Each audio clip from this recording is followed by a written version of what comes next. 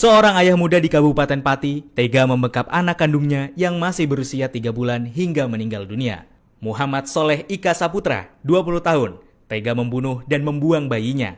Ia diduga mengalami baby blues lantaran memiliki 2 anak dengan selisih dekat di usia muda. Melihat ada informasi ada ibu-ibu di stasiun Pasar Minggu ya yang nekat untuk dapat melemparkan bayinya. Nampaknya itu akan mengakhiri dirinya sendiri juga. Betul. Dan indikasinya adalah mengalami depresi akibat dari baby blues. Apa penyebab depresi yang biasa dialami seorang ibu dan bagaimana pencegahannya? Halo sahabat Rusni, umumnya seorang wanita yang baru saja melahirkan akan merasa bahagia karena sudah mempunyai momongan. Meski begitu, tidak sedikit juga seseorang yang mengalami depresi atau masalah mental setelah persalinan. Hal ini biasanya terjadi pada ibu yang melahirkan bayi pertamanya. Biasanya, gangguan ini disebut juga baby blues syndrome. Namun, tidak selamanya masalah tersebut disebabkan oleh baby blues syndrome. Ibu bisa saja mengalami gangguan mental tersebut karena depresi pasca melahirkan atau postpartum depression. Lantas, apa sih perbedaan dari postpartum depression dan baby blues? Penasaran? Yuk kita dengar perbedaannya menurut psikolog Rumah Sakit Pelni. Halo sahabat Rusni, saya psikolog Nanda dari Klinik Psikologi Marial Tower Rumah Sakit Pelni.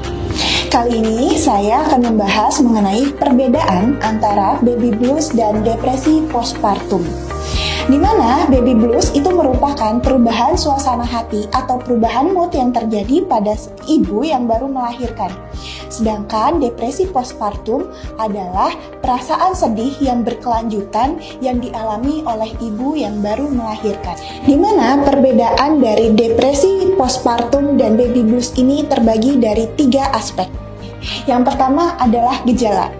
Untuk baby blues, biasanya seorang ibu itu memiliki emosi tidak stabil, seperti halnya sulit berkonsentrasi atau cepat marah, cepat merasa sedih, kemudian moodnya swing atau suasana hati yang tidak menentu, kadang marah, kadang sedih, kadang merasa bahagia yang berlebihan. Sedangkan untuk depresi postpartum itu memiliki gejala yang berkelanjutan, seperti dia merasa kelelahan yang berlebihan, kemudian mulai menarik diri dari lingkungan, atau mungkin merasa putus asa.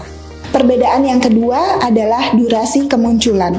Durasi adaptasi bagi seorang ibu yang normal biasanya sekitar 3-6 bulan. Itu masih hal yang wajar.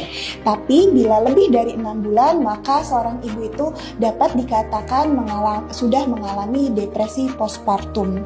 Perbedaan yang ketiga adalah tingkat keparahan, di mana baby blues biasanya terjadi sementara dan bisa menghilang dengan sendirinya.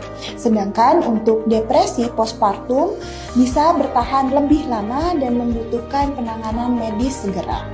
Penyebab terjadinya baby blues dan depresi postpartum biasanya masih belum diketahui secara jelasnya. Namun biasanya depresi postpartum atau baby blues itu dipengaruhi karena adanya stres dan adaptasi seorang ibu baru terhadap lahirnya seorang anak. Lalu, bagaimana sih penanganan pertama bagi ibu yang mengalami baby blues? Yang pertama, bagi ibu kurangi ekspektasi. Setiap anak memiliki perkembangannya masing-masing. Yang kedua, ubah gaya hidup, entah itu makan, olahraga, maupun istirahat. Dan jangan lupa bekerja sama dengan ayah juga, karena yang memiliki anak adalah ayah dan ibu, sehingga perlu kerjasama antara ayah dan ibu. Dan yang terakhir adalah berbagi rasa dengan orang sekitar, di mana ibu bisa bercerita mengenai apa yang dirasakannya, sesuatu hal yang tidak nyaman dengan orang di sekitar ibu. Jika ibu atau sahabat Rusni memiliki gejala baby blues, apalagi depresi postpartum, jangan ragu ya untuk konsultasikan kepada psikolog yang terdekat. Terima kasih, salam sehat.